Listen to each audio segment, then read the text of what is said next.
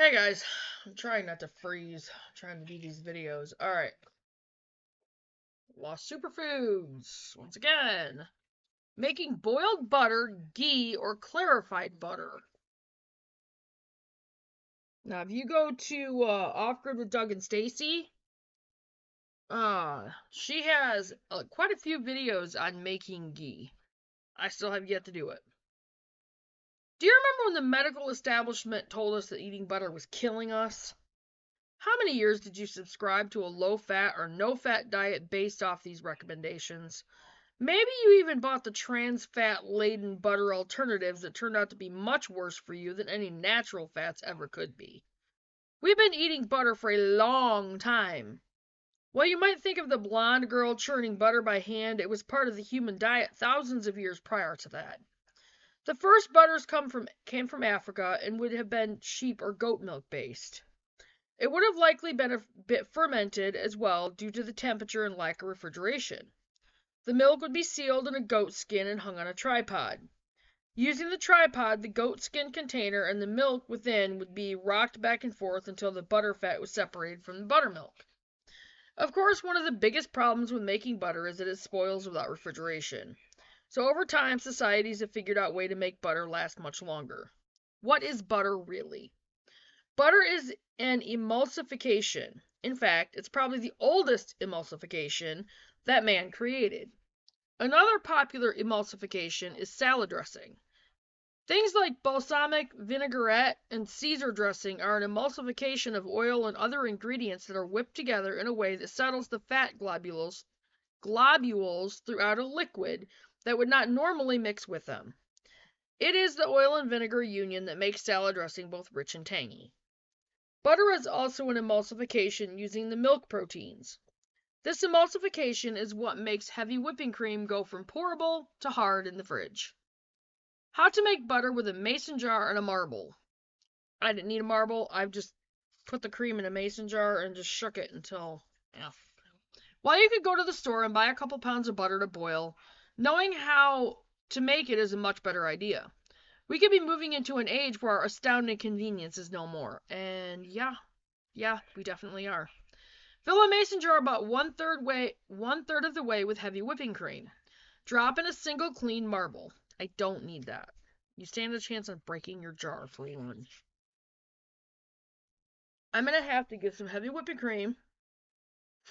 Sorry, my sinuses are driving me crazy. And then one of my pint jars, or my quart jars, and show you guys how I've made butter. Place your lid on the mason jar and begin shaking. The volume of that cream will start to increase, and before long you will have whipped cream. Carry on shaking. You will see the separation in that mason jar. At this point, you can dump your mix out into a cheesecloth. Shape the cheesecloth and its contents however you like. Once this cools in the fridge, it will be butter all the time. You're also supposed to get out the buttermilk. And I have frozen the buttermilk, and you can use buttermilk for, cooking and different recipes and stuff. Making boiled butter, ghee, or clarified butter. These three terms are basically interchangeable. They represent a butter that has been separated by heat and the impurities are skimmed away. The clear liquid fat is poured off the residual liquid layer below it. This has a higher smoke point than butter because these other ingredients are removed. More importantly, it has a substantial shelf life without refrigeration. To the prepper, this is important to know and to take advantage of. High-quality clarified butter can last up to 12 months at temperatures ranging from 40 degrees to 65 degrees. Ingredients and tools.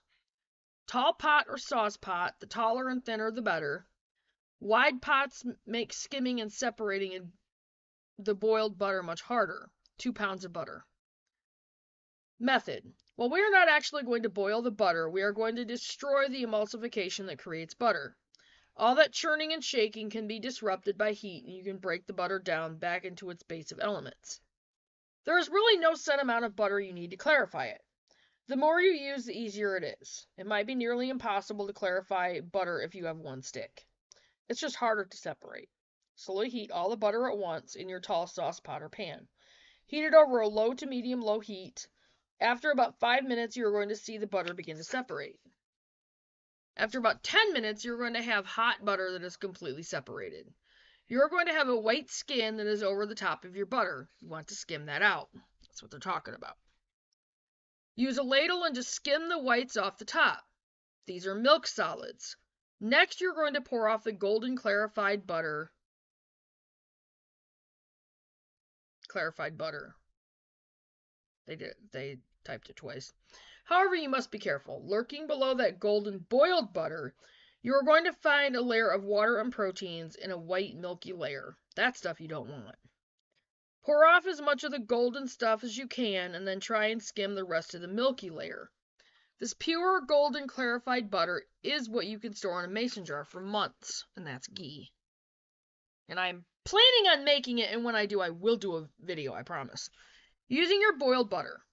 Clarified butter really shines when it comes to sautéing and pan frying foods. It's a precious fat and can be used in many ways that other fats can. It's also a great addition to batters. Use clarified butter over vegetable oil when your baked good from batter will have a much richer taste. Also, vegetable oil is horrible for you. Many people don't even store extra food, so I'm sure they don't have extra cooking fat. Your boiled butter with a 12-month shelf life might barter like gold in a collapse situation. It's certainly worth having a few extra jars around. Conclusion. The process is very simple and the rewards are big. Clarifying butter can be a little expensive, but it offers you an answer to grid down butter in a cooking medium that has many benefits. Get a couple pounds of butter and give your own clarified butter a try. Definitely going to be doing it. It's a popular pick of chefs and has even been used in Hindu spiritual ceremonies. We are more tied to this stuff than you might think. You need to invest all of 20 minutes to the process and you will have a long-term food storage option that far exceeds vegetable oil or shortening of any kind. If food is important to you, get to know this reliable boiled butter. And I'll use that picture.